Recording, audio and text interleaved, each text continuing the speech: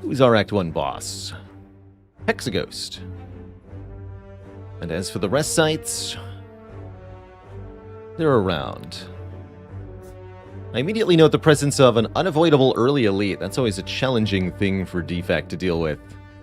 Probably the best one is the one that has the rest site in front of it, but depending on the overall path we want to take, maybe not. I wouldn't mind hitting this elite, the Burning Elite, and the store here. It's an overall pretty reasonable path. Could go 3 elites this way. That seems pretty challenging to do. So I'm thinking our most likely path is something along this line. We can opt out of the Burning Elite if we feel weak, but we probably won't. And to get there, we'd want several combats, maybe 1 event. I don't really like going 5 combats in a row, but you should go at least 3, and I would recommend 4 as a pretty good medium for me. You'll have to deal with 1 hard pool fight, but that's not too bad. With a 10% chance that this is actually another fight, and that can be scary if it is. Which of the characters am I finding the most difficult relative to their normal play with this challenge? Definitely Watcher, Spectorials. Watcher has, I think, had the most face plants because we've picked up cards that maybe had been better to be skipped. Really ought to have been better to be skipped. Oh, and that reunites with the shop. Ooh, I like that path actually quite a lot, the red path. We'll unmark that because we're never going there. So it's really a question of what potions, what cards do we find in this first few combats, and does it prepare us for an elite here? So, do we want to start with 1 card remove? Removing a strike on Defect is a pretty good start, generally speaking. Common relics, not too bad on average. Or do we lose 7 max health and get a rare colorless card? And there's quite a few rare colorless cards that are really good, including Apotheosis, Hand of Greed. Potentially the Bomb could be useful to us. Master of Strategy is very broadly useful, and quite a few others in the rare colorless pool are pretty good. I like colorless card starts, and I think minus max health is one of the most manageable downsides. Violence, Chrysalis, and Hand of Greed. Chrysalis on Defect seems rather interesting. Random skills. Huh. Hand of Greed is the easiest, most no-nonsense pick to start here. It's the only rare colorless card we haven't mastered, which would tell me to pick one of the others for that reason, but I think, honestly, the money the Hand of Greed will get us is enough to buy 2 rare colorless cards, so perhaps it is better to go with the cash.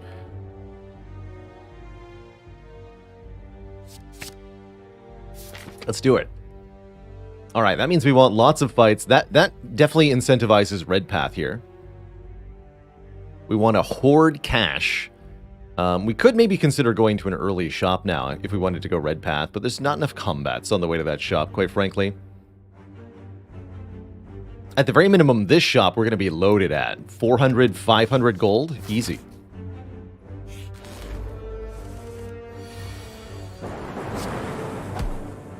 Oh, not quite. Bummer. Only we'd run 1 more strike there. We'd have a kill here. But as it stands, we do not. Excellent. 20 gold, please. Blessing of the Forge is a very good first potion. And Ball Lightning is a pretty good offensive card. I would also strongly consider Steam Barrier, a 0-cost block, to pair with our 2-cost Hand of Greed here. And I think as our first combat reward is actually especially good. We'll pick up an attack from one of the subsequent combats, but having this Steam Barrier will make us have more health after the next couple fights. I think now hasn't quite updated yet. Let me see, is the current page working correctly? Huh. No. Oh, Oh, I know what happened with the current page. Oh, I know. Hold on. I need to fix something.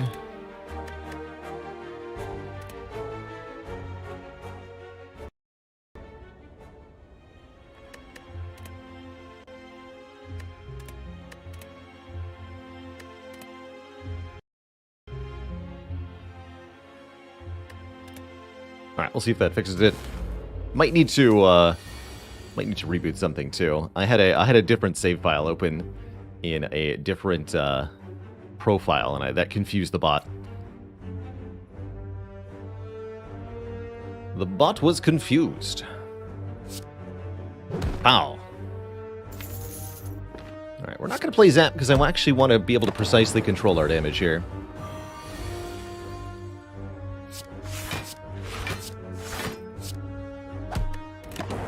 Steam Barrier paying off. So dual cast would kill. Let's not. Trying to find Hand of Greed for 20 more bucks. 20 more dollar bucks. Excellent. We're already on our way to being rich. Cold Snap's not the ball lightning I wanted from earlier, but it is definitely an excellent addition here. There we go. Yes. Now the bot knows what's up. Perfect. That'll teach me to playtest things on different save files. Got to have money. I like a Cold Snap early on. A little bit of additional block while also being an attack card that's useful early game. It's great. Totally great. Frost Orbs will help us stall for Hand of Greed as well, which is quite nice. Come on, dual cast Hand of Greed. Yeah. Ka-ching. $220 bucks. We're offered Rip and Tear, which is a powerful attack card, or we can take Hologram to get back a card from the discard pile, allowing us to return Steam Barrier, Cold Snap, or Hand of Greed. How early is too early to preemptively take Storm? Asks Lady Olinder. If you really like Storm, I'd say on A20, if you don't have any powers yet, it is too early to take Storm. On lower Ascensions, you can more readily get away with taking it early. Better if you're going to a shop soon, because shops always sell you one power card, guaranteed. Oh, I hadn't considered that path. Neato Burrito. I see our drawing on the map was cleared out here. Definitely tempted by Rip and Tear, in part because we do not have it mastered yet. I'm going to take the Rip and Tear. I need some more early damage. The random targeting can be a bit iffy, but that's okay. Good job, Steam Barrier. 41, and then 38. Is still not split. That's perfect. We can Rip and Tear Hand of Greed. That is tremendous damage, actually. Ideally, we want to Hand of Greed both separate halves of this creature. 38. This would be 14. We'd each go to 1 health. What if I don't? We just Rip and Tear Hand of Greed. We do 34 damage. They each go to 7. Okay, let's not play Zap. I want to be rich.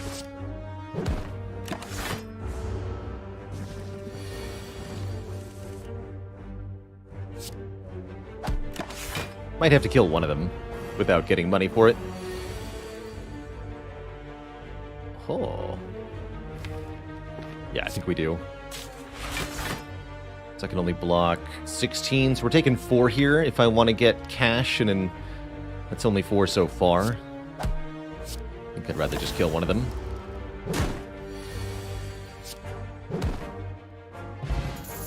Get a power potion. We're up to 260 gold already. It's floor 4, by the way. Chill, consume, or compile driver. I like an early chill quite a lot. Compile driver is also not bad at all here, now that we have the Cold Snap.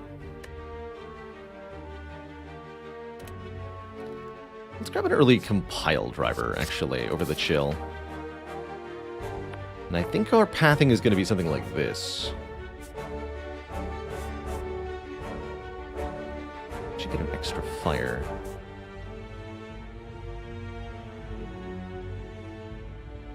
Yeah, that feels right. We got 2 good potions as well.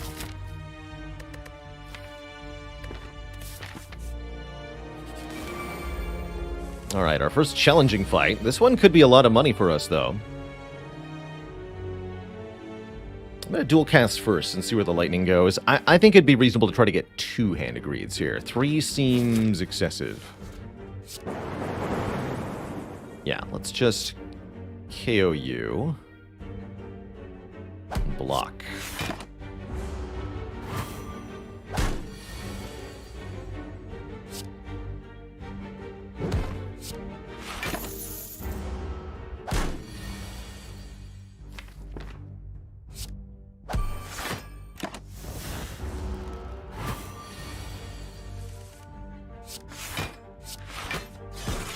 Storm as well.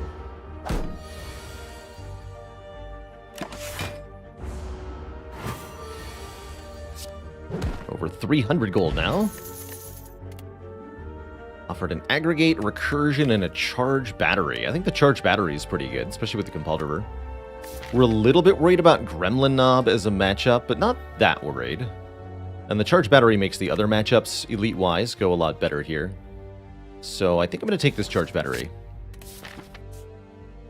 Alright, let's see how this goes. We might be a little overly ambitious here. We did get Gremlin Knob first, which is spooky.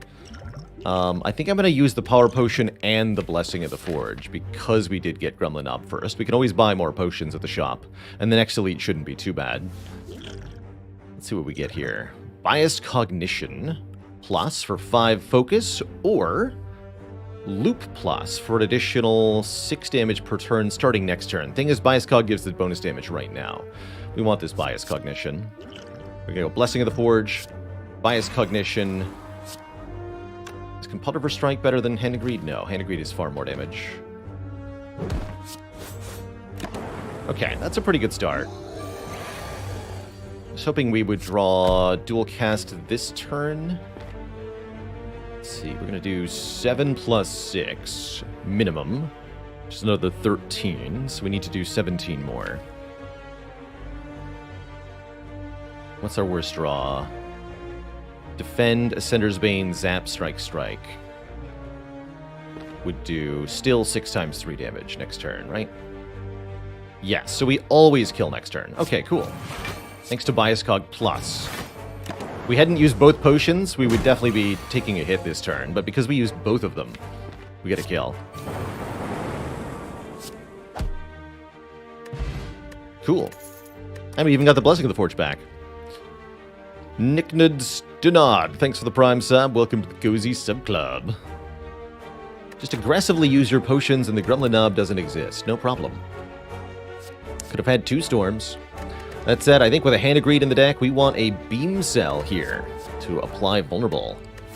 Make our attacks do all the more damage. Also really good with the Rip and Tear. I'll take it. Mojira, thank you so much for... Or Moijra, rather. Excuse me. Thanks so much for 8 months.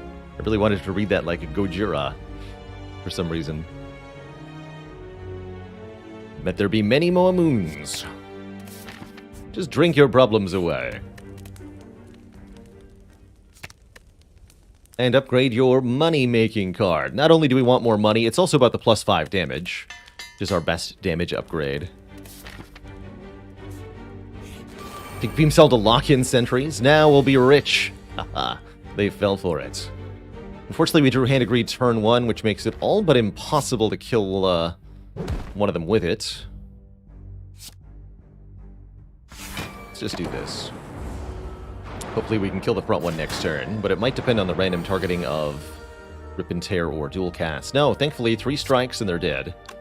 Don't even need to use the Blessing of the Forge, although this would be a pretty good blessing. We'd upgrade 4 attacks, and we'd be able to play the Zap immediately. And again, I can buy new potions at the shop, so we might want to do that, considering how substantial the upgrade is damage-wise. Probably land 1 Hand of Greed in this fight, I think. I'm going to do that. I think health is the more valuable resource at the moment, with the Burning Elite coming up. So let's just go crazy.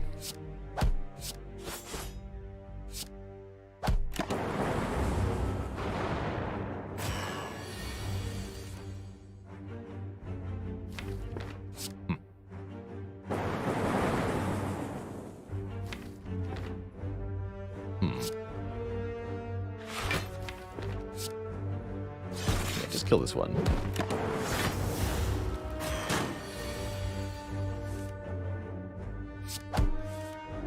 Okay, Rip and Tear would kill it right now. That's probably the safer choice.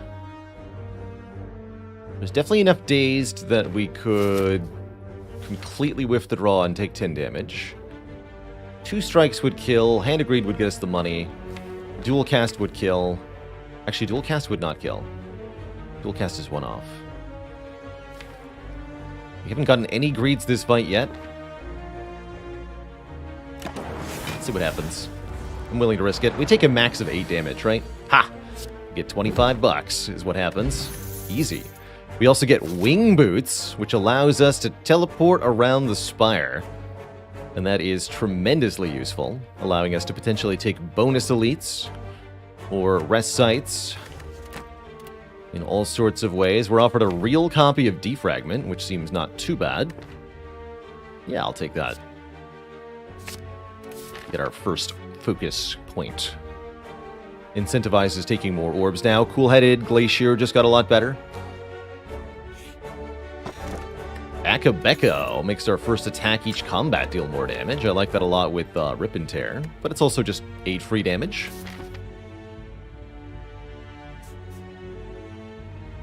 And I could fight actually quite a few more elites if I really wanted to. I think we should spend some of our cash now, though. We're actually not very good against another Gremlin Nub. So let's change that. Let's spend some of this cash, $430. Could have had 3 Storms and an Amplify, by the way, by this point.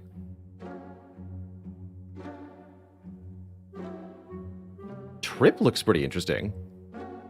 I actually really like the second Cold Snap, given that we have Defrag. Don't think that I want to buy the kunai or the medical kit. Especially since we know we're going to another shop. I'd rather just stock up on some immediate power here. Focus Potion, Power Potion for the Burning Elite.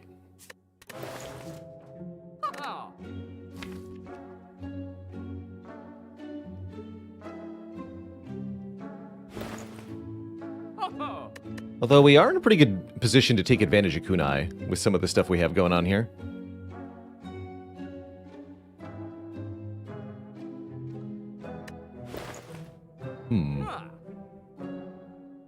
Not a bad kunai. Not a bad kunai. But I'm going to do this. Cold Snap, Focus Pot. It's a Burning Elite. Yeah, Power Pot. Trip. And we have Hand of Greed. Let's remove a card too. Lose 1. That's a Burning Gremlin up? Yeah, lose 1, defend.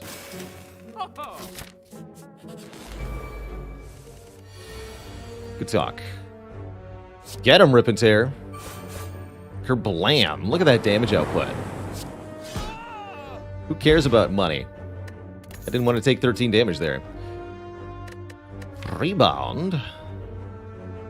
No, we want another competitor.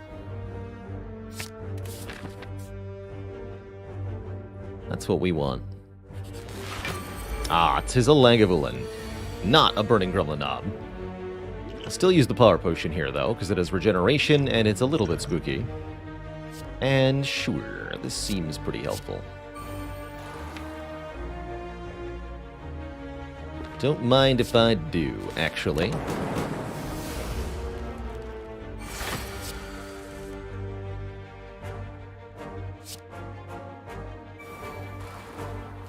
Al is here. Creative Al. He's our friend. Ah.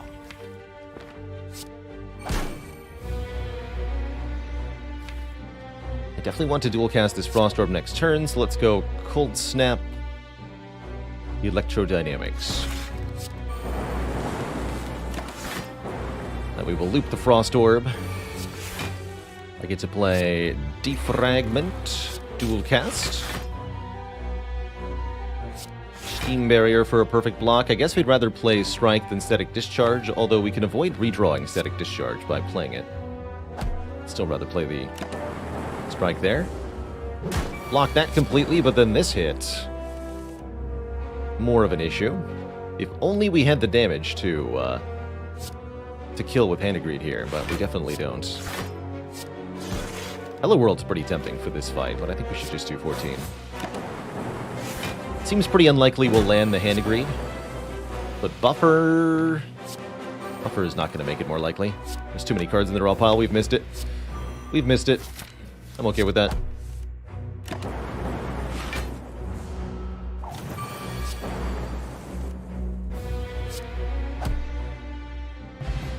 Nunchaku, okay. We get energy for every 10 attacks we play. And Fission or Hyper Beam, holy moly. Or Darkness, which is also incredible with 2 Compelled Rivers. Probably Fission, though. Well, actually, no. Fission with 2 Compelled Rivers is quite bad. Hyper Beam is not that good with Hand of Greed. Maybe it's genuinely the Darkness here to give us that 3rd orb type.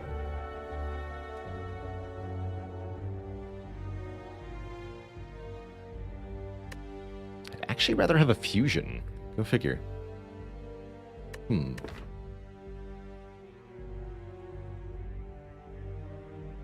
Darkness is pretty good with an upgrade. Problem is I don't have a lot of upgrades. I might choose to get an extra upgrade using 1 charge of Wing Boots here. But not having... Actually, no, we want to. We want to Hand of Greed in this combat so that we can get enough money for the Relic in the shop. So never mind. We're going to be upgrading Defragment with our 1 upgrade. So I'm not going to take Fission or Hyper Beam.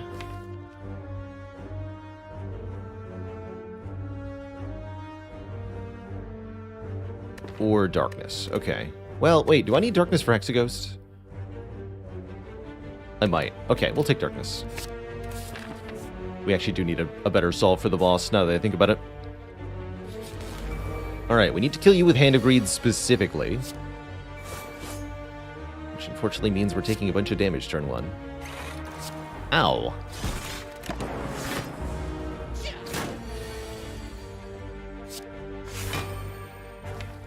Alright, Hand of Greed, now's your time to shine.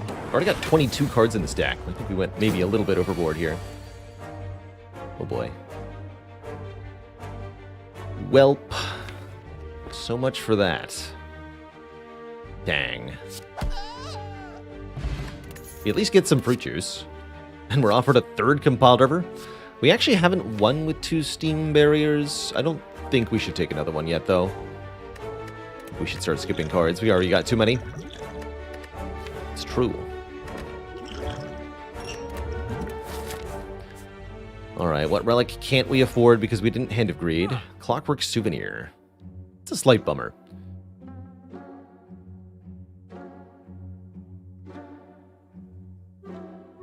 What happens when we get Mastery on every card? Lots of celebration, I imagine. Alright, let's dunk a strike here. We're already way too many cards in.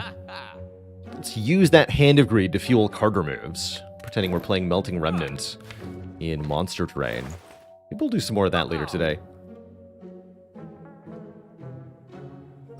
I would love to do some more Melting Remnant runs. Gotta wrap my head around that clan a bit more thoroughly.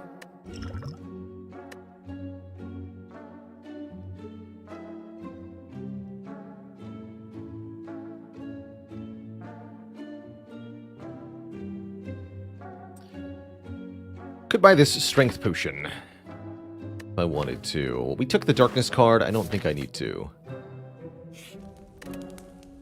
And we're actually not going to drink the Fruit Juice yet. Staying under 24 health going into Hexaghost will mean that Hexaghost on turn 2 does less attack damage. Fun fact, this boss scales their turn 2 damage based on your current health. And that's based on the health, to answer your question, Meg Chan, it's based on your health at the start of turn 2.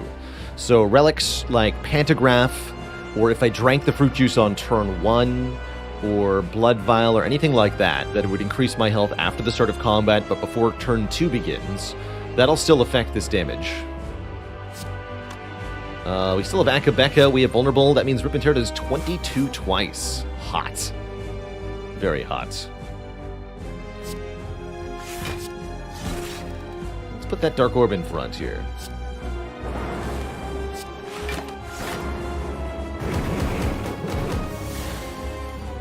Yeah, even turn 1 Reaper. That's right.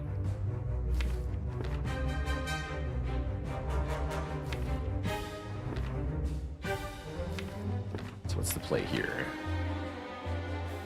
Keep this Dark Orb or just dual cast it now? I think we should just dual cast it now.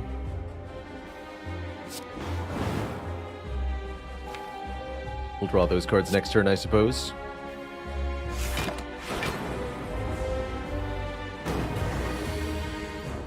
I want to be able to keep playing my other orb cards. Chaku on 9. Okay, good to know. So we can play all the attacks and Charge Battery. Essentially bank this energy for next turn with the Charge Battery. That's kind of cool. No, I don't need the block. It's like we have 4 energy per turn, even though we don't use it.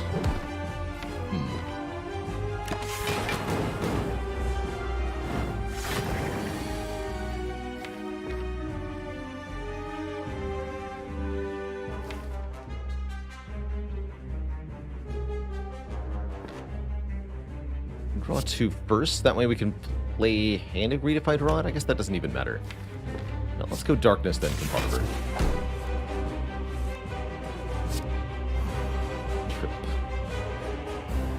Dual cast this. I guess having dual cast in the discard pile means this Dark Orb's not likely to be very good. And yet...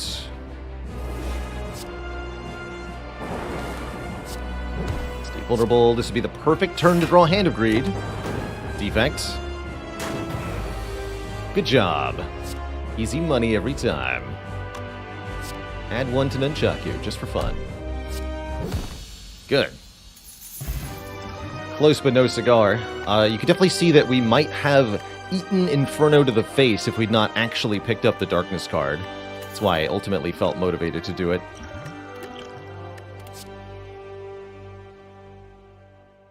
Clockwork Souvenir. I mean, I'm still taken by Ascog. It's still very good. Rainbow's actually pretty good too, with 2 Compulsivers and a Source of Focus already. But any deck with orbs worth its salt wants way more focus, and Bias Cognition is way more focus. I'll take it. Pyramid. Black Star with Wing Boots. Black Star with Wing Boots is pretty good, and this deck is strong enough to kill elites currently, especially with these potions. I would say that Astrolabe is also a very good boost to our current power. Transform and upgrade 3 strikes. Depending on what cards we get exactly, we could become very, very strong that way. And we already have the green key. Yeah, we can definitely get a lot of elite fights with the Black Star. It's just a question of whether we can actually survive all the elite fights we get into.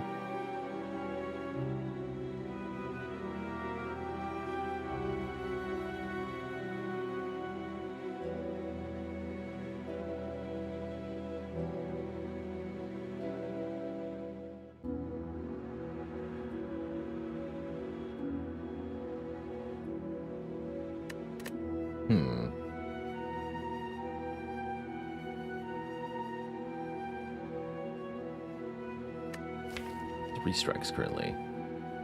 Yeah, deck theme seems a little thick for Black Star. I agree on principle that, again, the elite fights just have a substantial chance to go very badly. Like, we could just draw Sender's Bane, strike, strike, defend, defend, turn 1 against 3 Slavers, and then what can we do? Not really much of anything with that hand. Although the Fire Potion does make it a lot safer.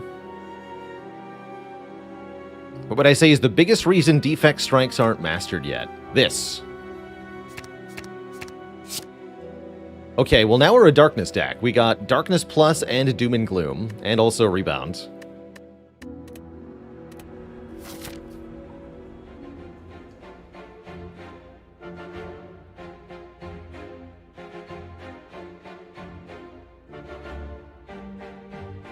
Could have had a lot of elites this act, though. 4 elites? Yeah, 4 elites. Still might go 4 elites. Guess we'll start out this way. Sure. Seems reasonable. Which character do I think benefits most from Niao's Lament? Ironclad, in a lot of cases, actually. Lets you heal to full, can even let you take a damaging event from a question mark, and then benefit from Black Blood. Or Burning Blood. Black Blood, Burning Blood.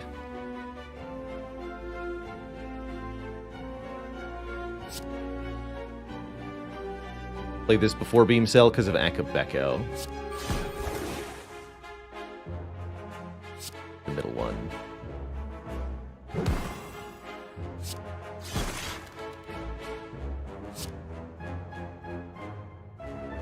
Take some damage or use the fire potion?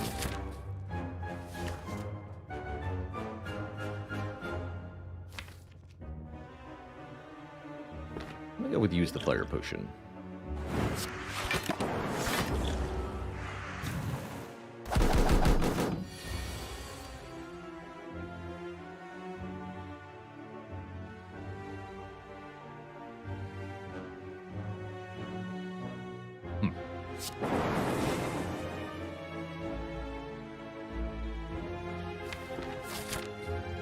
Okay. I'm gonna rebound this too. So we could kill them both just by playing dual cast right now. I'd like to make 20 bucks though, 25 bucks at least here. Rebound, charge battery, take 3. I think 3 health for 25 gold is a good trade.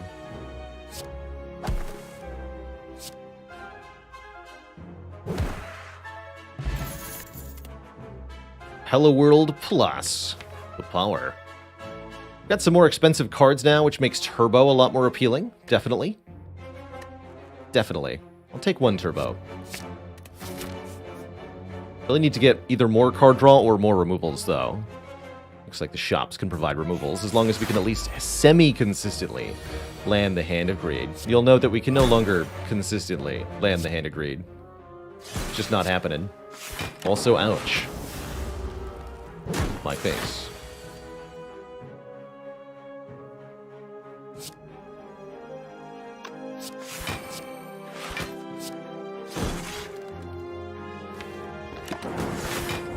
Frost Orbs help a lot here, though. Thank goodness for that.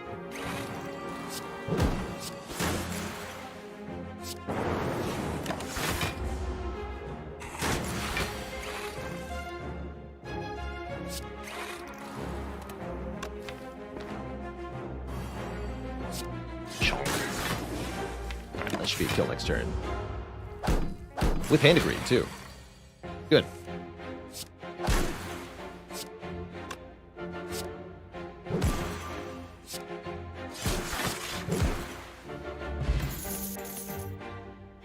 Another Cold Snap, no thanks. Consumer Recursion, also no thanks. Maybe if one of these 3 was upgraded, I'd consider it, but heck no.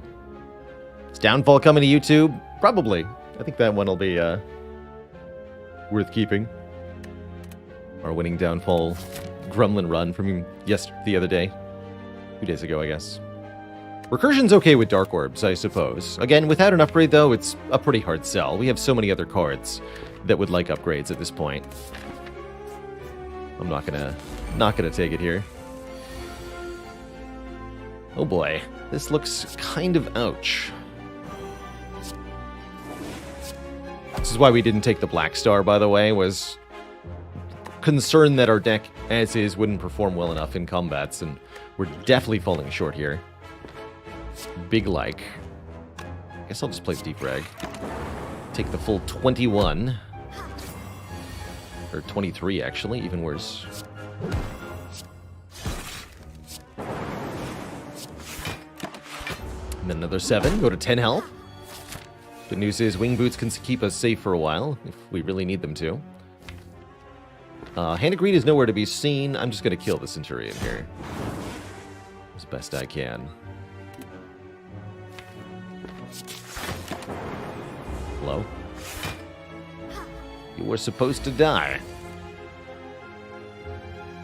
This is not how we do it.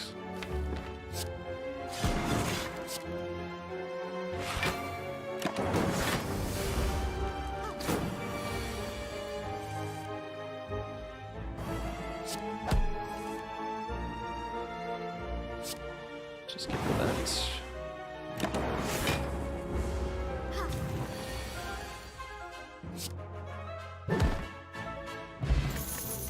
Good news is we have money. That's about the only good news, though.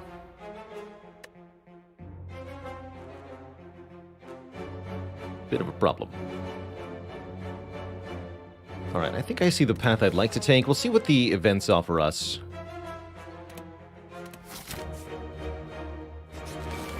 It's Snake Plant. Oh. The event offers us death. In the form of Snake Plant. I see. Although, hold on. So... I guess we want it to be Darkness, Cold Snap, Cold Snap. Should have done the focus first, but it's more about whether I survive this turn. Okay, yeah, just do the focus thing first. Let's see, these will be 8 each. So we actually do live already. I don't need to use the Blessing of the Forge. Though it might make an important difference. One focus this turn, one focus next turn. Yeah, I'm going to go ahead and use it. Sure, okay. Good to talk. Please don't kill me. Ow.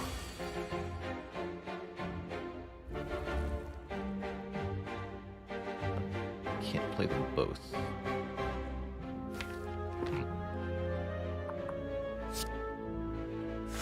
News is we do full block.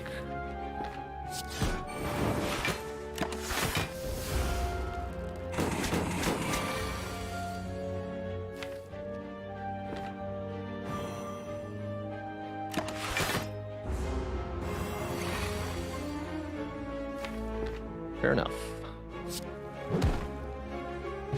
Alright, we're live. I am definitely going to take an upgraded Go for the Eyes. It's a very nice little damage mitigation card. And we're going to try to do this. Lose half our max health, gain apparitions. Interesting. Not the worst idea when you are on 4 hit points. But... also, not actually what I wanted here. It'll make us even slower to get all the cards in play. Adds 3 more cards to this deck. I don't like it very much. Yeah, 820 Defect Deck 2, it's really a tough time sometimes. You have to truly struggle to stay alive. Sometimes. Yeah, I'm just gonna do double sleep here. Good talk. It's nap time. Alrighty then.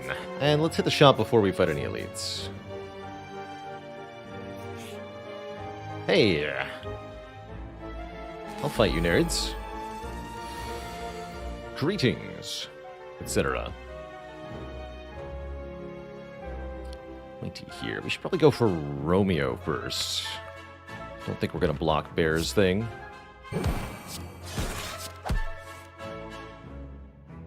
Probably better to play Charged Battery than Rip and Tear. We want to block some of Pointy's damage here. Usually like to target Romeo first if I can't kill Bear turn 1. If I can kill Bear turn 1, well, it's a bit of a different story.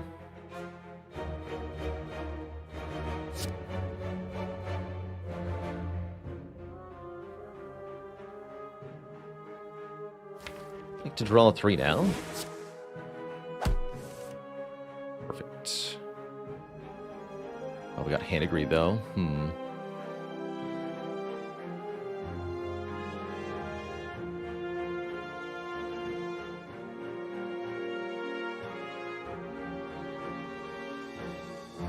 don't think we get to play that Hand Agreed on Romeo here.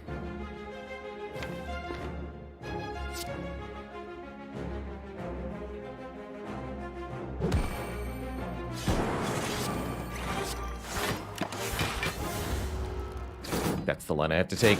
We need Bear to die on this turn if possible. Looks like Pointy's going to die instead.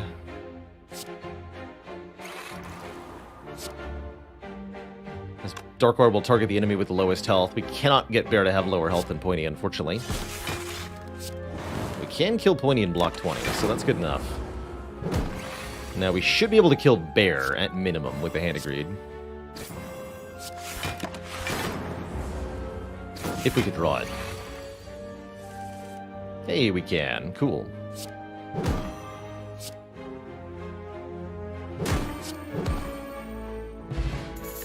Get an extra 31 gold. The Red Mask, which applies 1 week to all enemies on turn 1. And I really like Hologram. It's going to give us much better access to the Hand of Greed. Hologram can fetch any card from the discard pile and put it straight away into our hand, which eagerly awaits it. Also good for drawing tons of cards is Pocket Watch. If we play 3 or fewer cards on our turn, we will draw 3 additional cards at the start of the next one. That is going to be a big difference maker. And I think so too is Data Disc for 1 passive focus here. I might also purchase myself a Fairy in a Bottle for survivability reasons. Card remove is tempting, but not as necessary now that we have Pocket Watch, that's for sure. I agree, Pocket Watch could potentially save the run. And I think the Data Disc will help a lot too.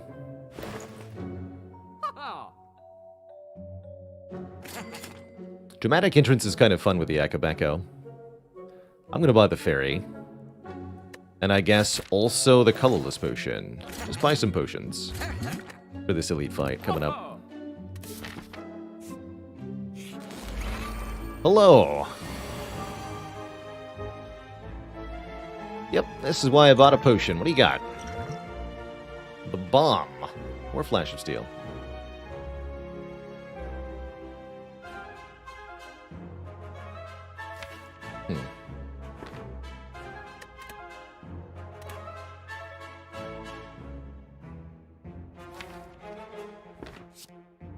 Big Flash of Steel. I don't wanna do bomb things here. That's fairly acceptable.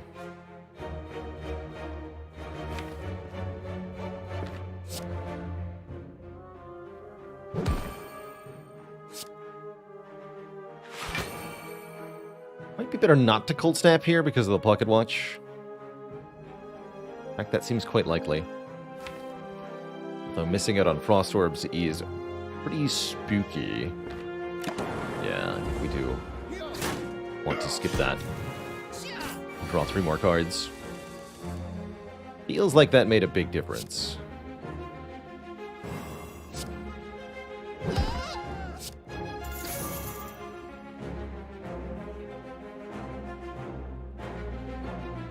Get energy back.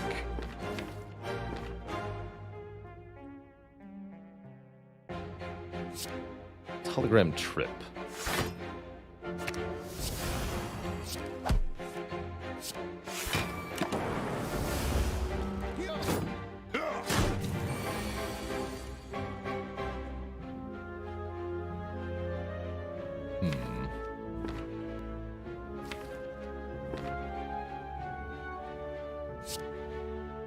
This would have been the bomb turn, that's right.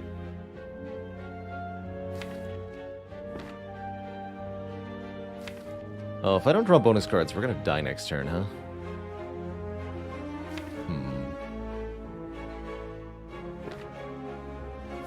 Suppose that's what I bought the Fairy for?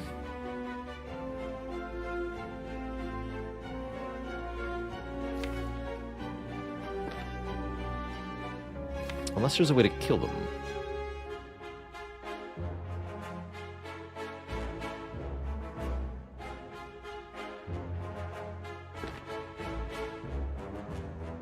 Actually, yes. Well, I'm not going to do this much damage, am I? For that, I'd have to do math. Let's see. We'll have 4 points of focus. The orbs will be 16. You go to 23. This does 21. 16 by 3. Actually, yeah, that should be enough. Okay, cool.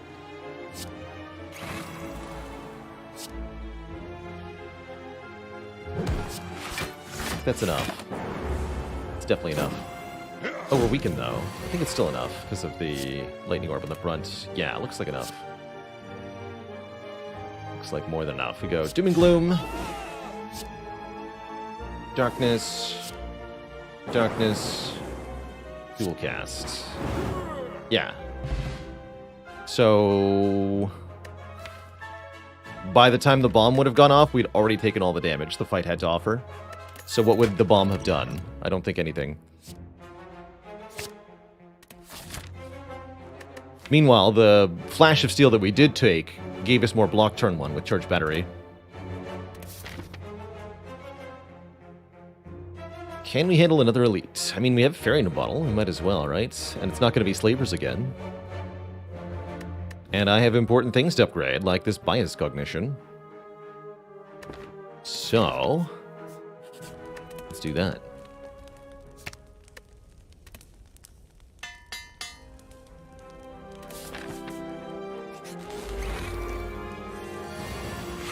Collector gonna slap us. How cute. You think we're gonna get to Collector?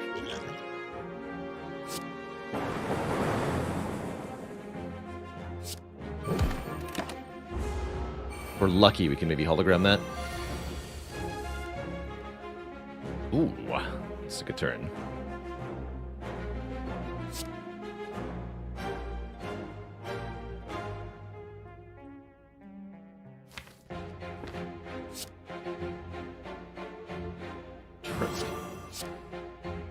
Chill, Bias, Doom and Gloom. He shouldn't have tripped. It's all good.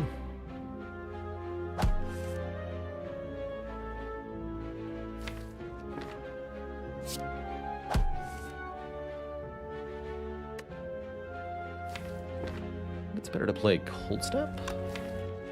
Not very likely to be attacked next turn, and even if we are, I don't think I care much.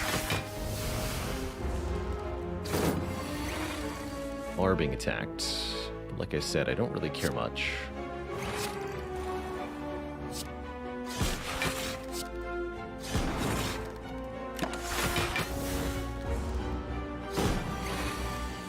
Yeah, we definitely get hand agreed more often because of the Pocket Watch. That's nice. Deck would really like a self-repair. Instead, we're offered Recycle or Skim. Both of those are pretty good, actually. Recycle seems like something we can potentially start to do. Got 2 Compile Drivers and a Pocket Watch? Yeah, I'm taking this Recycle. We'll need to upgrade it. Also, I am fighting this Elite. In for a penny.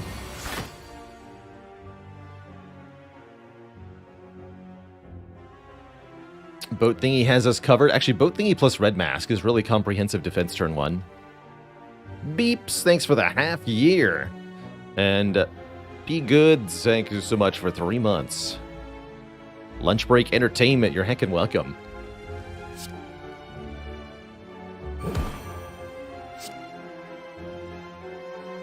Darkness more towards the front. Draw 8 cards.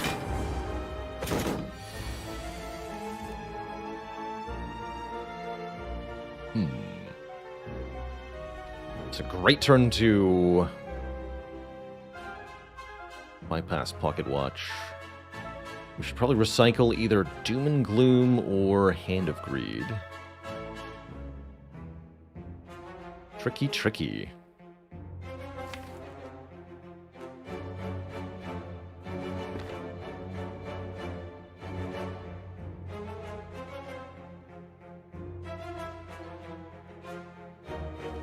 I'm going to recycle Hand of Greed here. We're going to Rebound Doom and Gloom.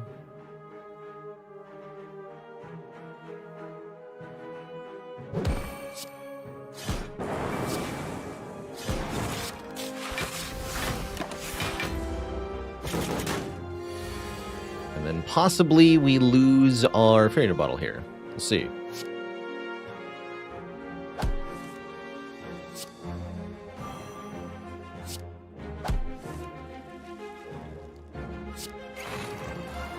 Not yet. Not yet, I say. Thanks, Nunchaku.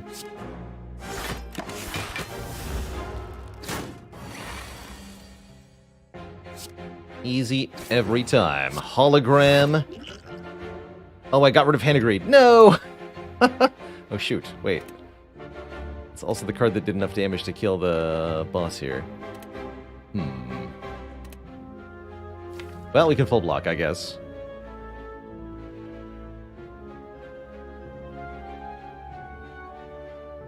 Yeah, we can just full block. That's funny. Makes total sense, too. I guess hologram beam cell. Yeah, we're already full blocking this.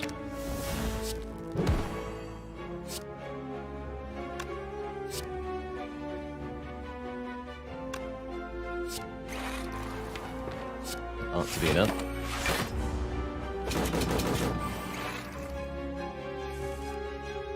Good. More boat thingies. Now we get 18 block on turn 3. Heat sinks his card draw, although a bit iffy. Third compile driver could be quite something. Now that I have recycle, you know what? I am going to take one more of these. And I'm going to upgrade recycle.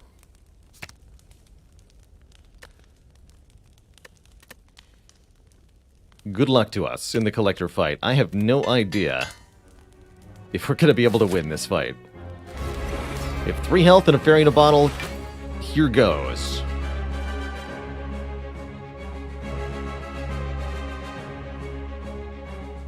Oh, this might be as simple as recycle, hologram, recycle, huh? Interesting. Or it could be darkness, hologram, darkness. That's also a pretty good start. So I guess that's the question. Do I need to try to burn the deck down to win this, or do we just get orbs up as quickly as we can?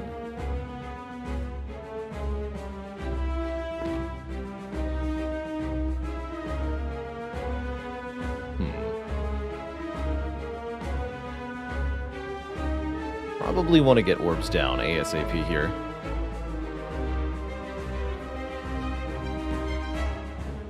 That feels important.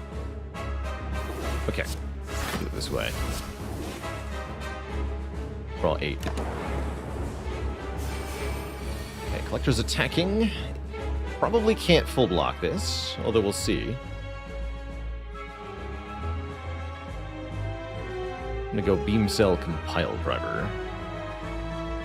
Can definitely kill one or more of the torch heads.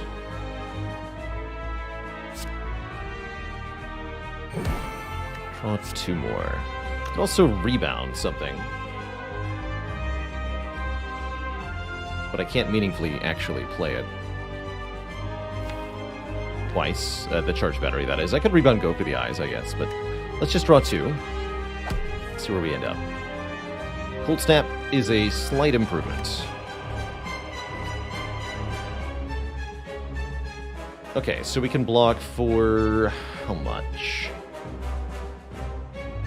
6 plus 9 plus 7. And we can weaken Collector. Is that enough? And kill 1 torch head. Collector's gonna do 15, so we gotta block 15 plus 7, 22. Yeah, that is enough. Nice. Drain a bottle. You're staying here. Good. Let's cold snap this one. Then play chill. This torch head dies because the dark orb has to target it. Get 3 frost orbs. We weaken the collector. We play charge battery. And we perfectly block this turn. Boat thingy blocked this turn. It's a miracle of science. Are we ready to play Bias Cog yet? I'm actually not thinking that we are. Thinking we should just wait a minute on this card. Also thinking we're going to use the Potion of Capacity momentarily here. Yes. We didn't want it earlier because we wanted to evoke the orbs immediately, but now we want to start building up the heights of our power here.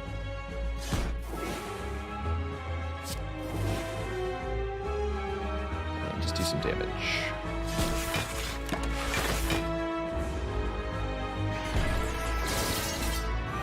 Surviving the debuffs will be rather difficult, but we're going to do our best here.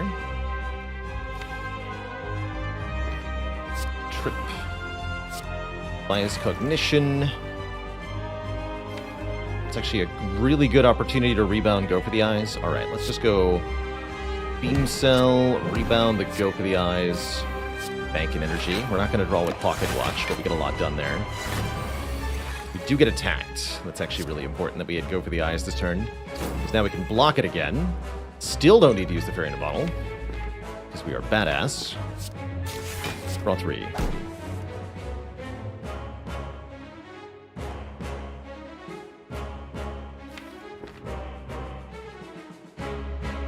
Might get attacked again next turn. I think another Dark Orb in play is going to be unacceptable for that. Okay, let's recycle this Darkness card. Play the other attacks. Let me just double check. 21 plus 9. Yeah, we're blocking 30 here. Does follow up with another attack. That's why we didn't evoke the Frost Orb last turn. 1. 2. Let's go with... No, that would give me another energy back. Play the Zap. 3. Draw 8 cards. Somehow this is working.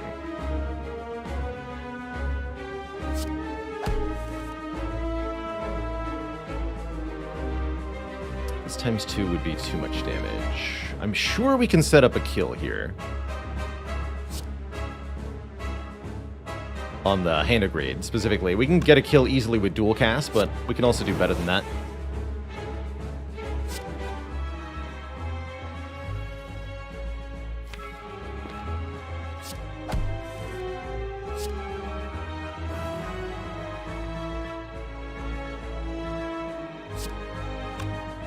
Damage.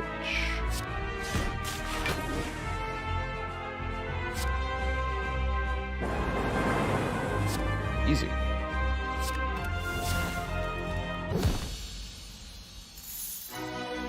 Didn't even need the Fairy in a Bottle. And apparently we get that potion back too. The Greed. Neat. Well, I certainly have to credit Pocket Watch for a lot of what just happened. The fact that we're still alive and out of Act 2 is mostly Pocket Watch's fault here. Seek is pretty absurd. It's yet another card we'll want to upgrade, but very, very good for getting certain cards in play. If we find some later I mean, it's going to let us get Hand of Greed more often as well, at minimum. How is the Fairy still here? I don't quite understand it myself. It's not like Collector didn't attack us or anything. Actually, Collector chose every opportunity possible to swing at us, and we still blocked it all. Goat Cheese, thanks for 22 months of support. There's the Runic Pyramid. That actually makes the Pocket Watch a lot worse, but I don't know that I care. Runic Pyramid allowing us to retain all of our cards makes Recycle and Turbo crazy good. It's going to allow us to evoke our Dark Orbs far more optimally. It's going to make energy upgrades a lot better for this deck. I see a lot of good things with Pyramid here. Is Thunderstrike ever worth it? Very, very rarely. Thunderstrike is a very unusual card in that you have to have very specific situation for it to be useful. You want to channel a lot of Lightning Orbs, but not too many, because if you're channeling like 100 Lightning Orbs, you no longer need the Thunderstrike. You've killed the enemy with just your Lightning Orbs. So it has to be a deck that channels like 10 to 15 to 20 Lightning Orbs in a fight, but not more than that. Pretty hard to get to. But it has, for me, been a late game scaling solution on certain defect decks. It can definitely do something cool occasionally.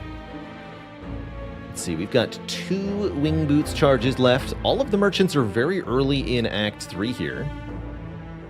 What I'm eyeing is upgrades. Upgrades, upgrades, upgrades. Elites are also pretty welcome here. There's 2 more here. Okay, so we can actually get 5 rest sites, and I would love to. I would love to get 5 rest sites. I think we're going to start like this. I could even use Wing Boots to get 1 more event if I really felt like it was very important. I think I'd rather Actually, wait, I'm not planning on using that Wing Boots otherwise, am I?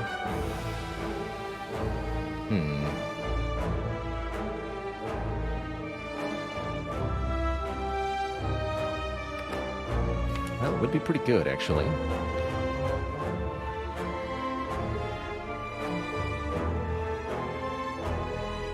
It could also work with something like Bias Cog. That's true, Big Bang Day. Once your lightning orbs no longer do damage because you're at negative focus, the Thunder Strike will still do damage. So just to confirm, I'm not even planning on using the other Wing Boots charge. I am not. Okay, let's take the extra event then. Sure. Start here. Okay, this could be as much as a lot of gold. As much as a lot of gold. You heard me.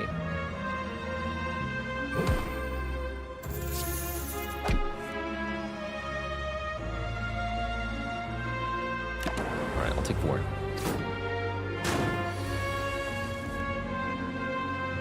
It is a lot of gold. Chill first. And let's go turbo, dual cast, defrag.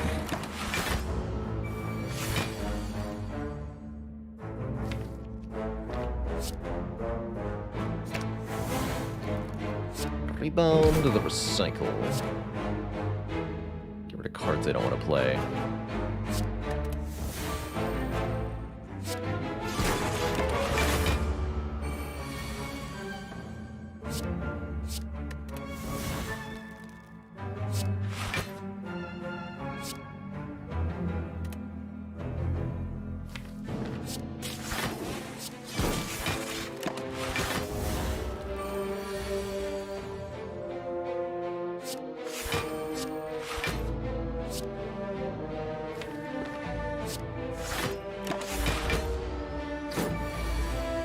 If we're lucky, we can draw back to Handigrade.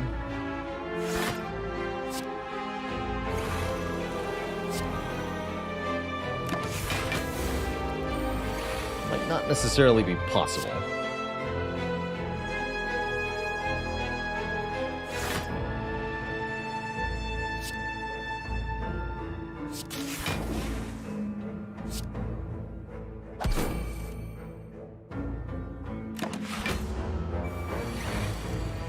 Got it.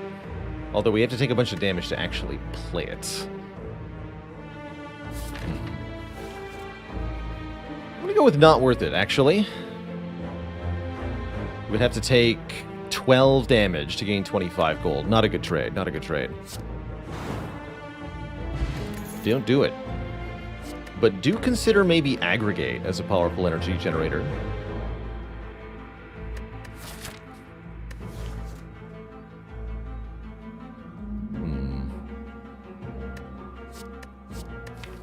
Probably want the second Steam Barrier at some point. Let's just take this one. Gotta master our commons somehow. Finding holes. We are trying to find Mind Bloom. It's still probably worth it to get the heal here. Or one of our Omamori charges. If we find Mind Bloom here, which we don't, we find Glowing Tesseract. Take stuff. We haven't had a run with double trip. Interesting. Violence Chrysalis, Metamorphosis. Double Violence is here, but we're taking Panacea to go with Bias Cognition. There's the artifact we've been looking for. As much as I want that second trip, I really think we should take a Dark Shackles. Maybe a Violence. Yes, Violence. Card draw. Card draw is good. And lastly, Madness could make it infinite. We have too many cards for that to really be a thing. Hey, a card remove. Good. Well, we have less cards now. Let us lose.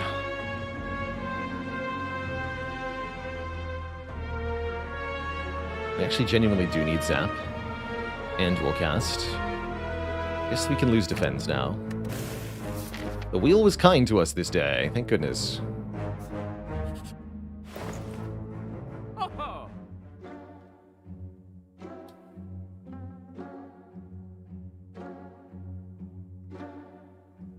pretty hard to say no to Bottled Lightning here. Zyothin, thanks for 2 months. Wait, didn't you just sub a couple days ago? Bottled Seek is bait, says Meg Chan. I strongly beg to disagree. Bottled Seek allows us to fetch Panacea Bias Cognition turn 1 every time. That's not bait. That's really good. And versus Heart, if we upgrade the Panacea, we'll be able to block both the Bias Cognition debuff and the Vulnerable debuff, guaranteed. Oh, you're kidding. Yeah, I think it's quite good. It's a really good use, genuinely, of all of our money. To bottle Seek here. Does mean we upgrade Seek next, but that's what rest sites are for. Bink. Easy.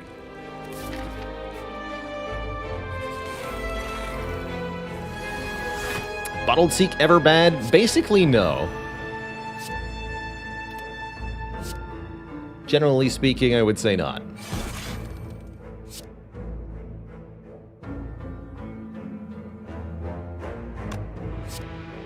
Play this. Not seeking turn 1 so that I could pocket watch there. Now we can do whatever we want.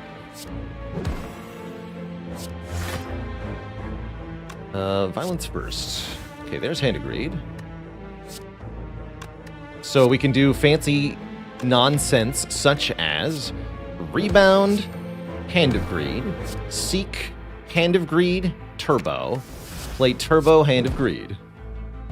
What fun. I like Defect. Ooh, Battery Plus or Cold Snap Plus? With all this focus, Cold Snap, genuinely pretty good, actually.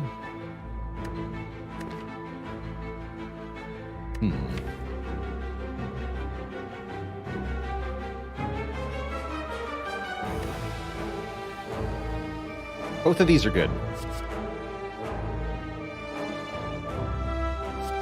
I think I should take the Frost Orb.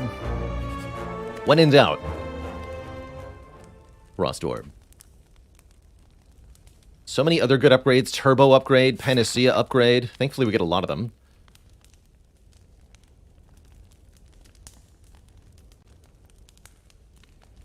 Three more. I'm gonna do Turbo next.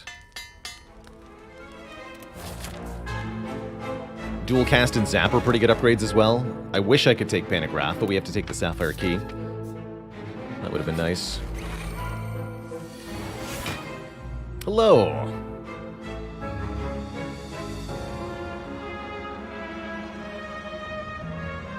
We once again just do Pocket Watch thing? I think so, yeah.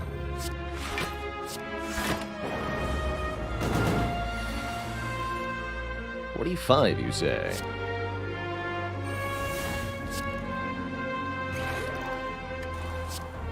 Make it 33.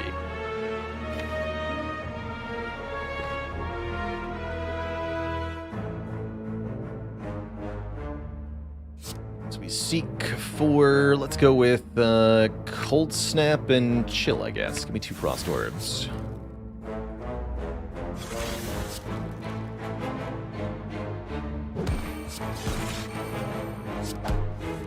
Three Frost Orbs. 24. Not quite enough. Give me this back.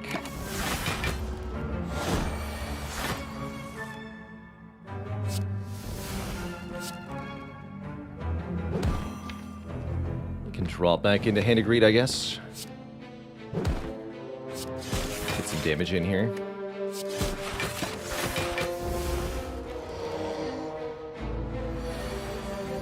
Excuse you.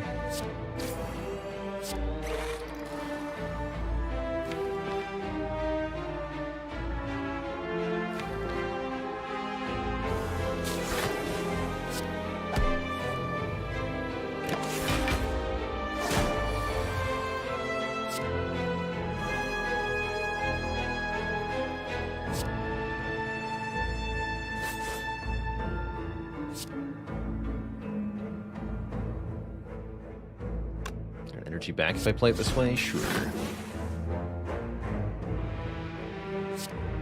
One of these.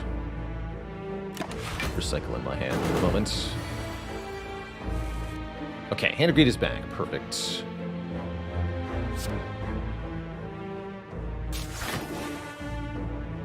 Single evoke that next turn.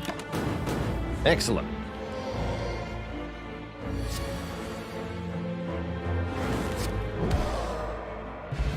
Courier means we can spend any amount of money at the last merchant of the run with a bit of a discount. Genetic algorithm's a bit late. Recursion could be a thing. Recursion could definitely be a thing with an upgrade on it. And I have an upgrade to spare. Okay, we'll do that. Power Potion versus Potion of Capacity. Actually, Capacity Potion's pretty absurd with our focus generation.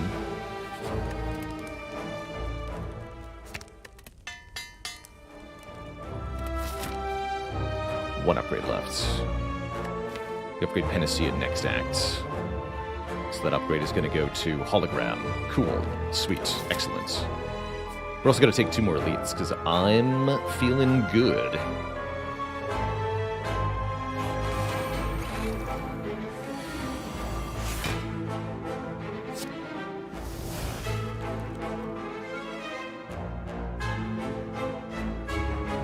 How do we want this to go?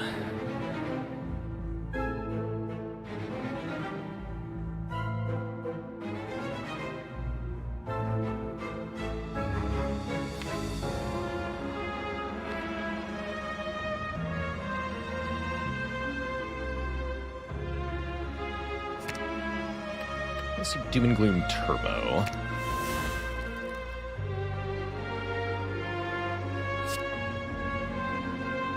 Pocket Watch shouldn't matter here.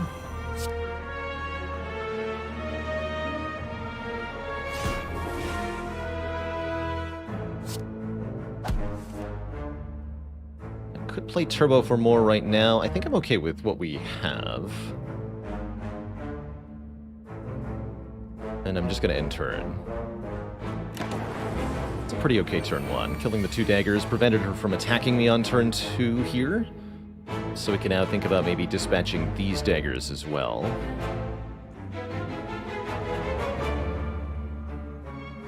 We can kill both of them, quite frankly. Pretty easily, in fact.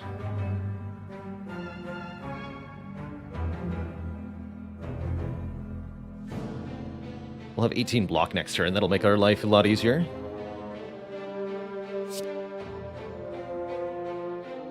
So am I rebounding Hand of Greed, or am I rebounding something like Cold Snap?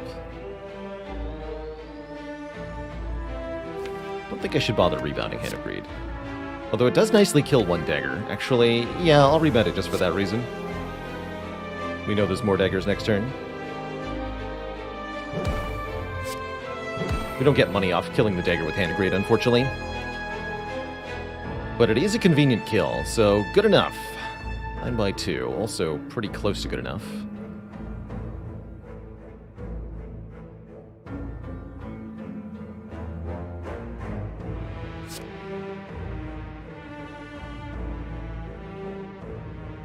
Just do this.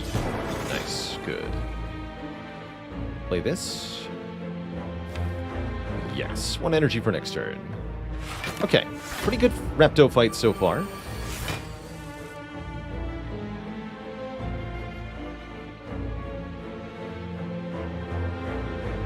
Excellent Repto fight so far, actually. And this turn looks pretty good as well.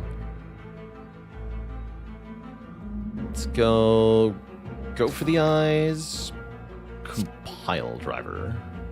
The Compile Driver you, and then dual cast kills both daggers. Also recursion.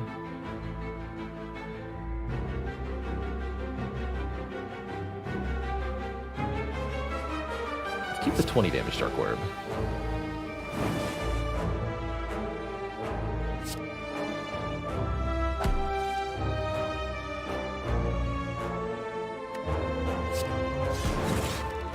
Okay, fully blocked. Don't use the Panacea yet. That's for Bias Cog. Just play Rip and Tear. I guess do 25 with Hand of Greed.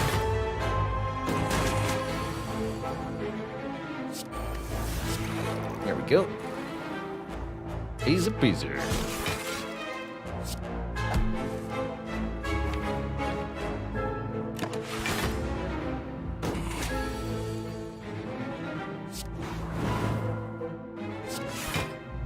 Ka-ching!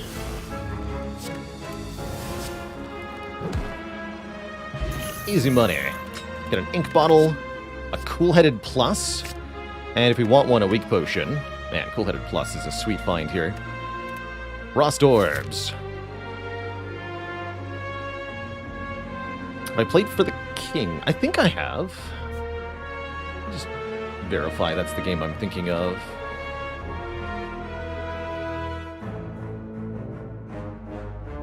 No, I have not played... Wait. That one game I played off stream that one time.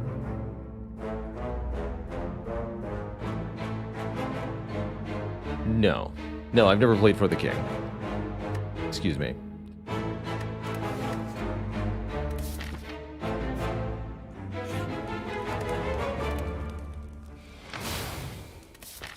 Last elite is the Nemesis rematch. No giant head for us. Works fine for me. 1, 2, 3. I actually like holding the Seek and just doing pocket watch things turn 1 in a lot of fights. Surprisingly effective.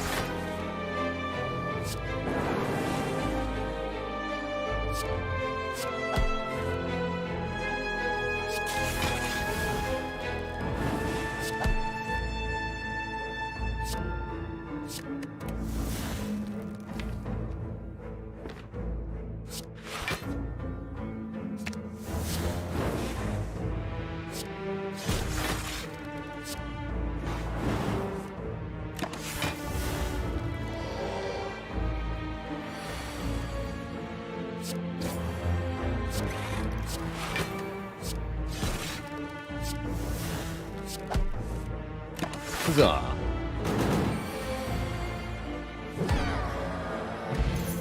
Two more random upgrades. Second copy of Rebound if we want to try to master it here, or we could maybe consider Glacier. But I won't consider it. I'll take the second Rebound. And upgrade Zap. Heck yes. Also one defend. And lastly, we upgrade Hologram. Now it's a good Rebound target. Excellent. Excellent. Time Eater, you fool. You have no idea what you have gotten yourself into. Not a clue.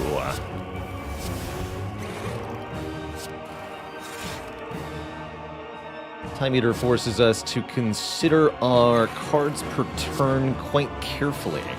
We should only play cards that are going to do a pretty substantial total of damage or block in this fight, because every 12 cards we play empowers the Time Eater to be extra stinky.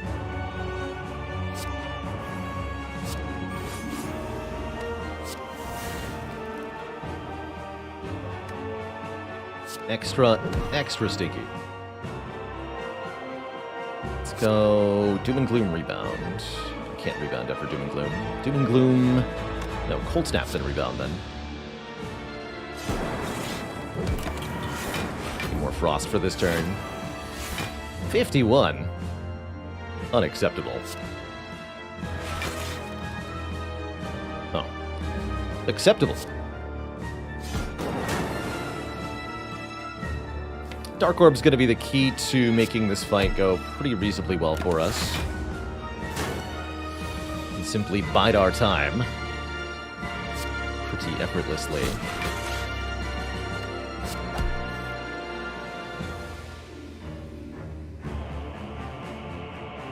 Although it'd be easier with more orb slots, gotta say.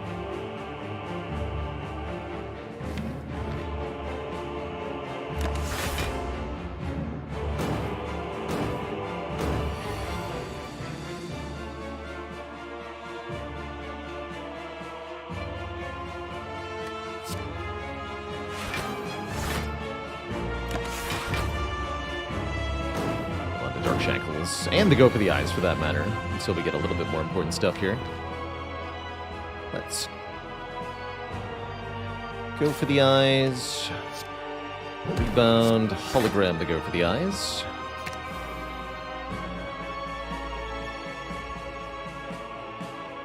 And now would be the time to get the second Dark Orb in play. I'll also extend your weakness timers.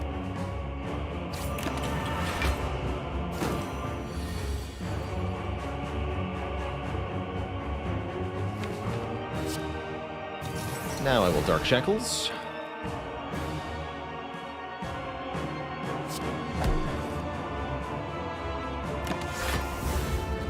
Just waiting. Soon.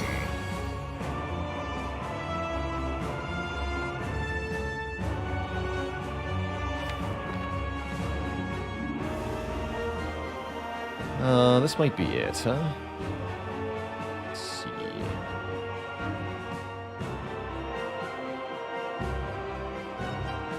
Next turn, we're going to be attacked for a lot of damage, so we should probably do some damage now. Where's Recursion? Recursion's in the discard pile. We can get access to it pretty easily. And I see that I can channel lots of orbs this turn, so what if I did the following? That won't be enough on its own, huh?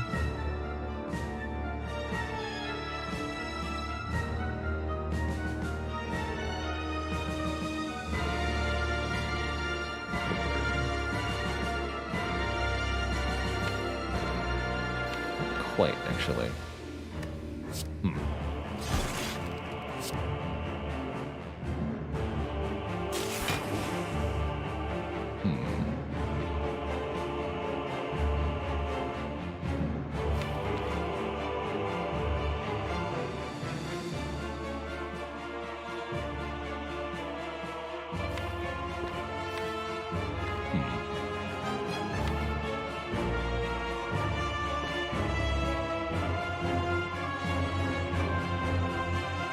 How much block does Time Eater get?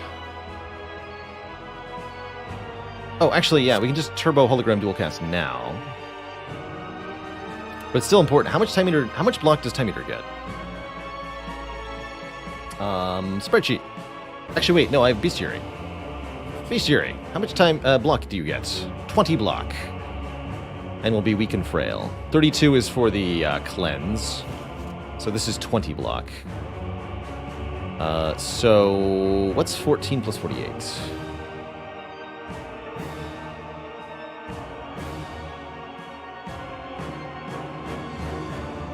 62 times 2 is 124, 122 kills. That's too much.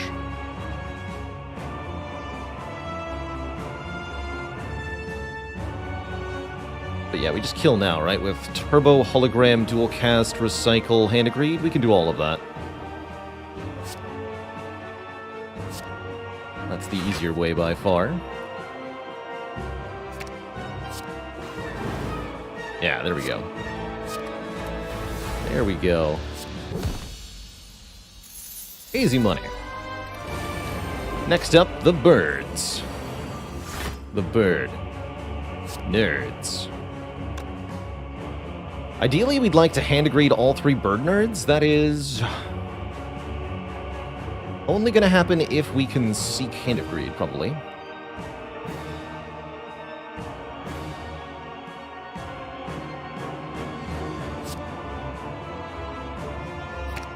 Alright, I'm going to do something a little unorthodox. We've got extra health this fight anyway.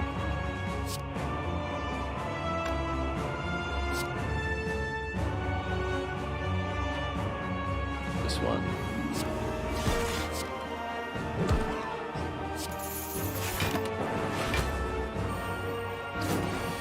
Yeah, the cultists are, surprisingly enough, not minions. You'd think they would be, but they're not.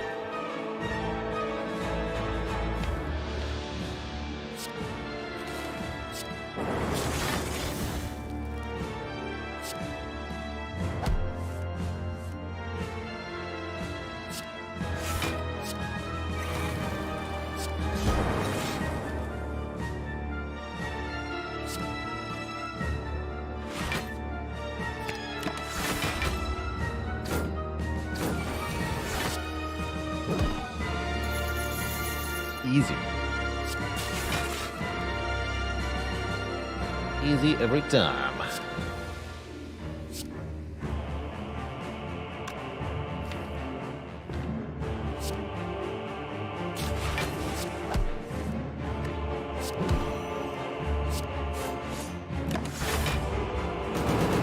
for Panacea to show up. Rebounding Go for the eyes definitely seems like a thing I should be doing.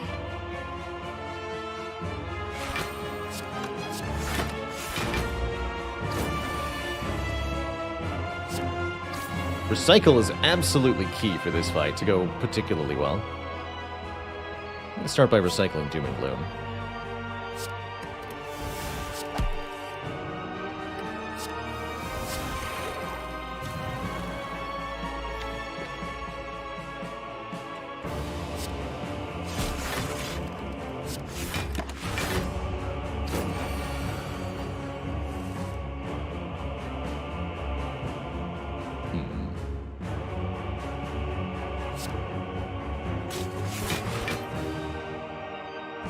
Block already, so let's just rebound recursion then.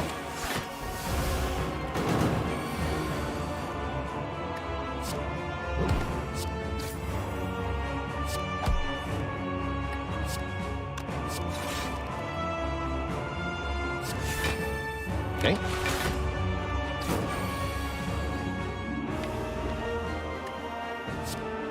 Rebound recursion. Bonk.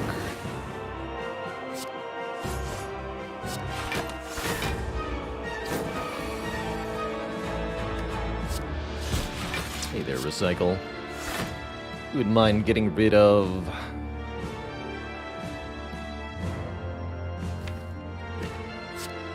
Steam Barrier, would you? Getting close to useless already.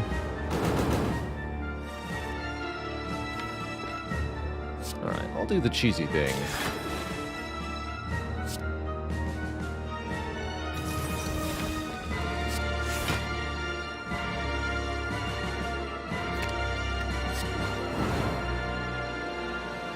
So, debuffing Awaken 1's strength before killing Awaken 1 causes Awaken 1 to come back with 0 strength, which makes the rest of this fight a lot easier. So-called piercing whale trick, sometimes referred to. In that banner.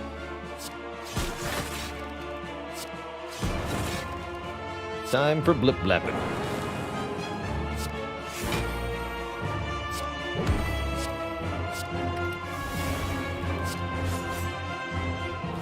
Play this for damage.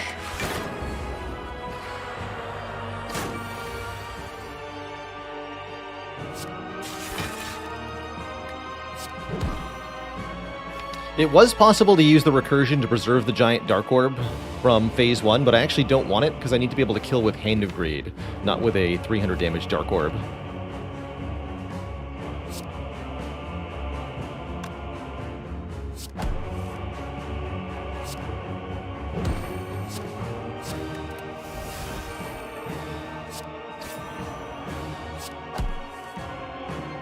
What do I want to destroy here?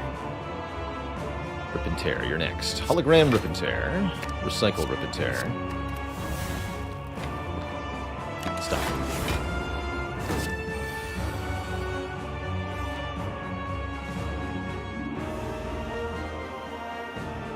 Now, I am allowed to make new Dark Orbs. Those are fine.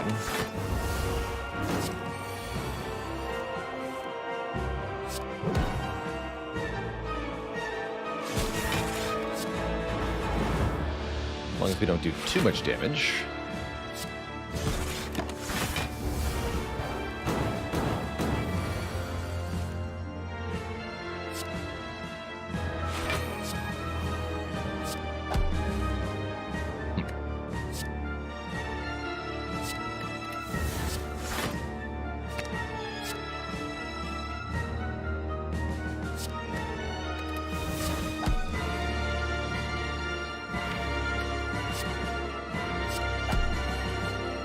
Ka-ching!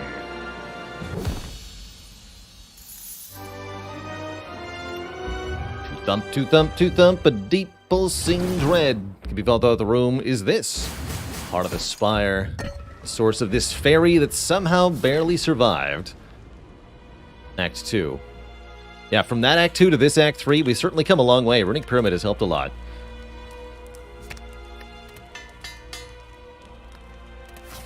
A lot. And Courier is here. Some mighty powerful things here that I like. Panic Button could be a lifesaver, especially in Spear and Shield fights. Orrery could contain a lot of useful cards. Card removal looks good. Gambler's Brew could be very useful as well. Although it's hard to want Gambler's Brew over more orb slots at the moment. Shuriken's amusing. Doesn't feel necessary. Although it definitely would contribute a little bit to our damage. And we have Vulnerable, so it's better than you'd think, actually. Okay, let's see what's in Orrery first. It's true, there's powers under Storm here. I'd rather look at Orrery if I want to find more powers. Like an Echo Form, for example. An Echo Form we can get into our hand on turn 1 with, oh, you know, Seek. Second Rip and Tear. This is a little bit iffy, but I'm going to take it. This is not iffy, this is good. And this is great.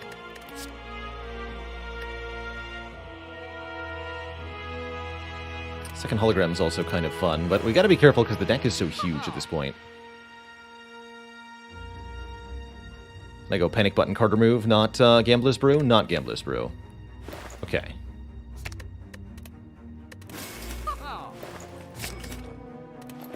Good talk.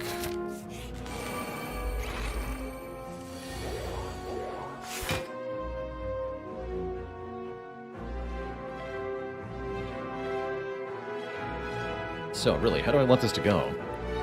I can put Echo Form in play turn 1, but can it actually do a whole lot for me? Yes.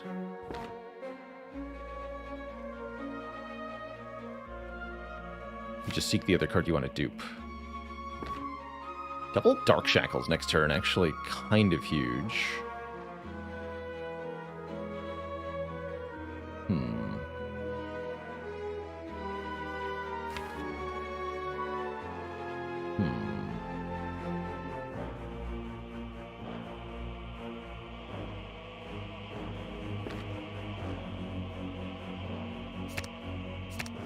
These two. I could recycle to draw more cards if I really wanted to. But then I don't have access to recycle next turn or its energy. I think we're fine.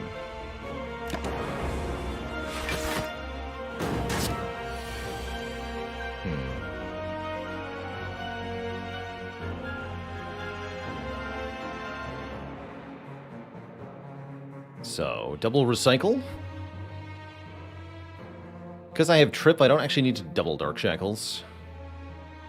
So we should double something else, and I think double recycle is really good. We could get rid of both burns if we wanted to. I'm thinking we get rid of Rip and Tear and one burn, so I have one more energy to work with. This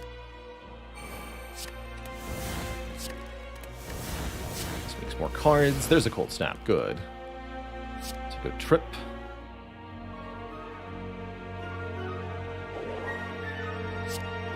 Dark Shackles.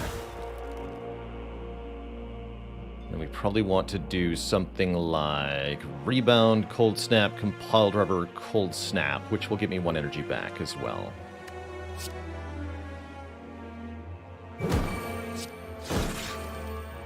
Ooh, go for the eyes. Neat. Even neater. We can weaken Spire Shield for next turn, which is extra valuable.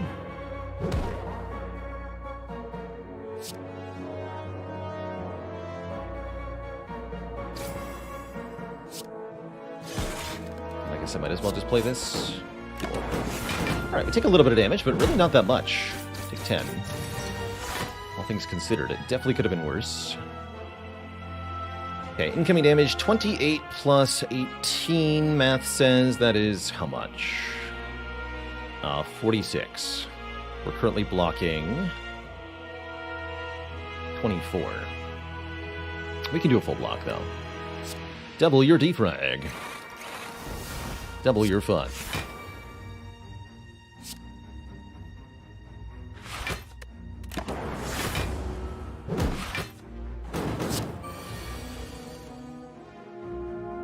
Okay.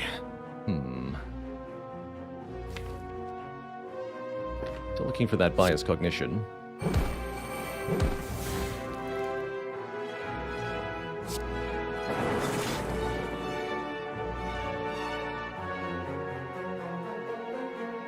Go turbo. Rebound hologram, fetching cool-headed. Cool-headed. Keep drawing. Jeez, man. These are my hands.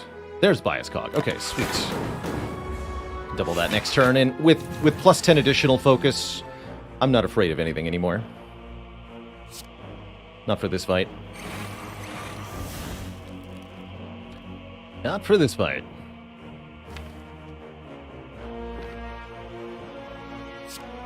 And we can even use the Panacea to block some turns of focus down.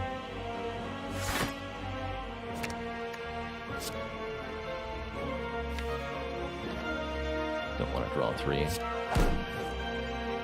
That'll work.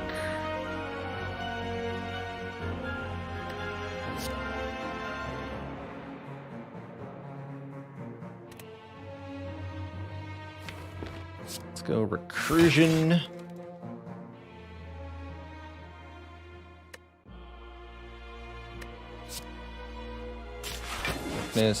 Darkness plus. Cold snap ought to be enough, right? Pretty sure. That smells like enough.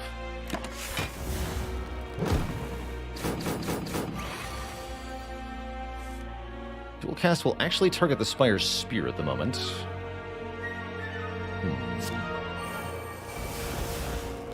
Really should have considered just double dual casting. I'm also completely okay with just doing this.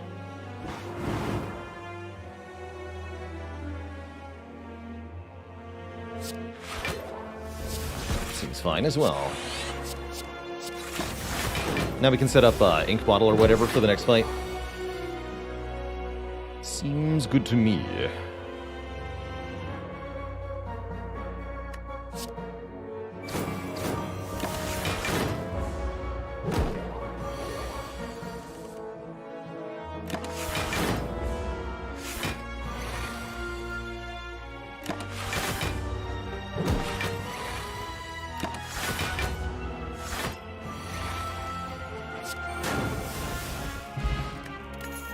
Cards turn 1 is pretty good. And I'm taking a Glacier. Yep. Sure am. Yeah, no need to hand agree. There's no more shops, of course. So even if we could have hand greeted the Spire Shield, you know, what's the point, right? Oh my god, we drew Echo Form turn 1? Holy crap.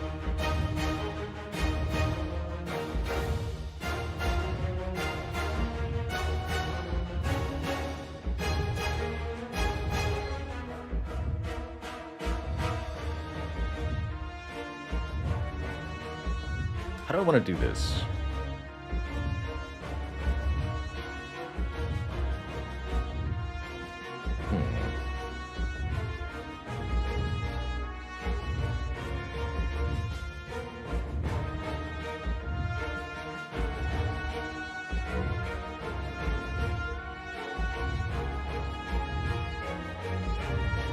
Not quite sure what to seek for now.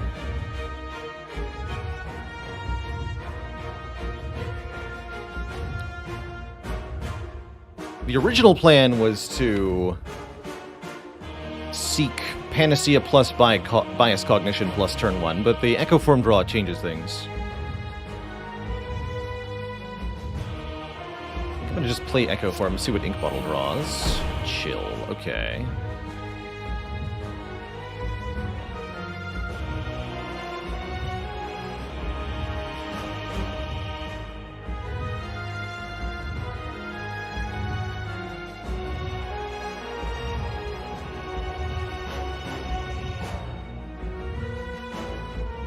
I think this will just work best if we just get as much focus set up as possible. Let's just seek Panacea Bias Cog, but I don't play the Panacea yet. If I play Panacea now, it's going to block the debuffs, but then we won't have any artifact left. And that's no bueno. Might as well play this chill right now. So it'll be Panacea later. Gotta deal with this first. Okay, double defrag looks pretty good here.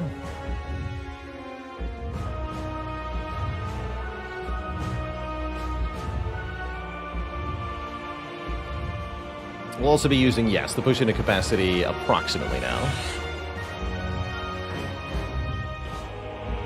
So first card we play is doubled. I think that should be defragment.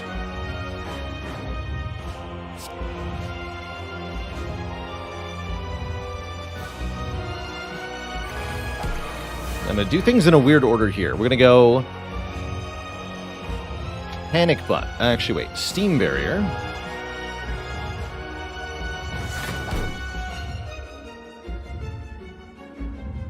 Cold Snap.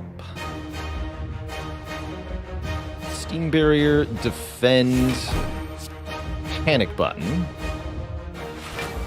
Then Panacea. Then Cold Snap.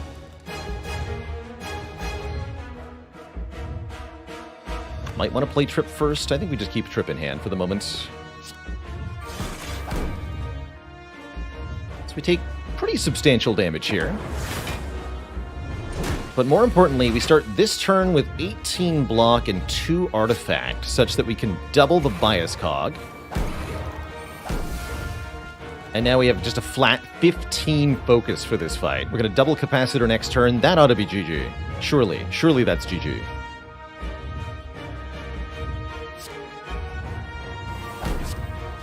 15 focus and 9 orb slots, good. They asked.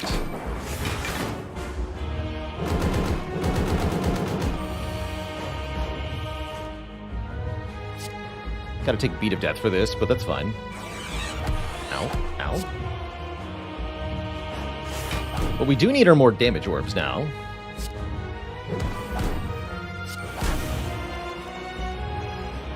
Double Rip and Tear coming back to haunt me.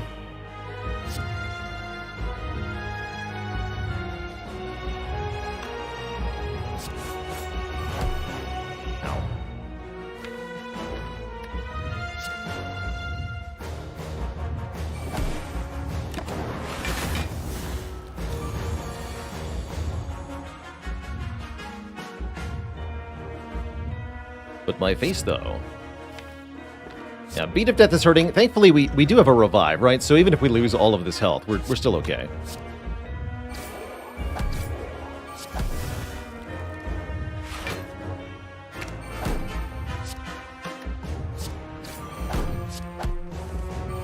There's Glacier.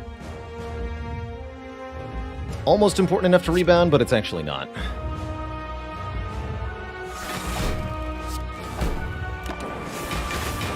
Get him, Lightning Orbs.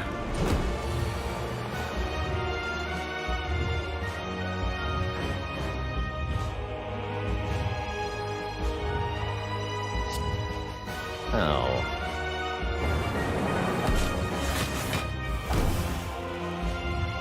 Okay, that's good. This. I'm gonna rebound turbo here. I have so much card draw.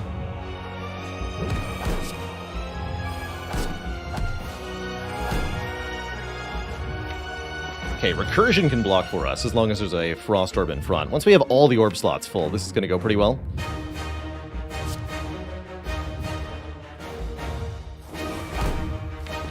Gonna rebound Turbo Plus again.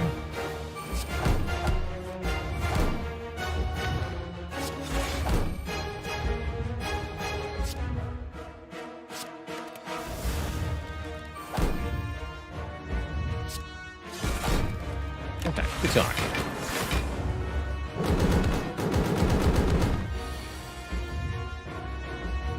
Now it's time to start dealing damage, and lots of it.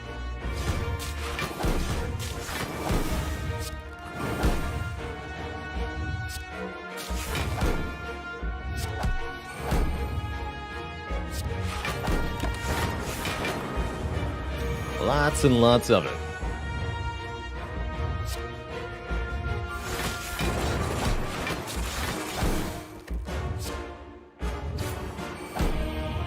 Power up the Dark Orbs even more.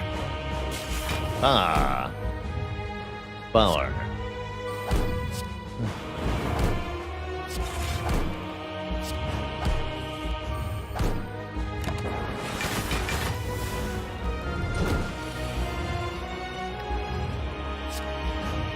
This fairy in a bottle was useless.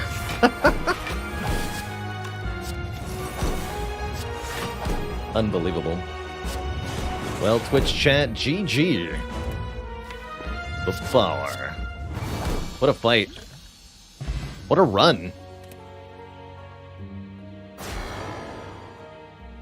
GG. The fairy gets to be freed at the end. Never didn't have it. That's right, the fairy gave us confidence. The power to believe in ourselves. And not fear. And that is more valuable than anything. GG. GG. What a cool run. What a cool, cool run. Always don't have it. Is what I wouldn't say if I didn't win that run. Yeah. My favorite fight if I want to show off what a deck can do. Champ. The Champ. Champ just kind of lets you sit back and scale kind of as long as you want to. Champ's the only fight where you can reasonably win by getting to like 400 metallicize. Have a free shot. The Spire sleeps, and so shall I. GG. GG. What a run. And we got some awesome rebounds. Steam Barrier finally... awesome masteries, excuse me. Rebound, Steam Barrier, Rip and Tear. 3 different defects. Rip and Tear in particular. The one that was a little tricky there. I'm glad we got that in the Ori at the end. Do I ever play daily runs? No, I find that the modifiers that the daily runs have kind of get a little repetitive. For example, once you've played one run with the Cursed modifier, you've kind of felt what they all feel like. So the daily runs for me, although they were really fun when I first started playing, they've definitely grown too repetitive for me to be interested these days. Big Biryani, thanks for the 3 months of support. You keep watching, I'll keep streaming.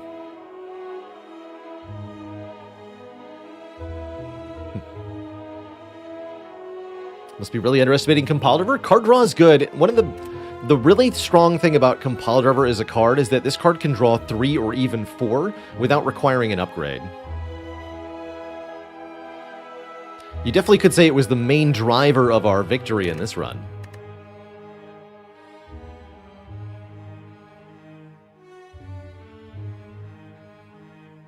There were many steam barriers to our victory, but getting past them was a cold snap.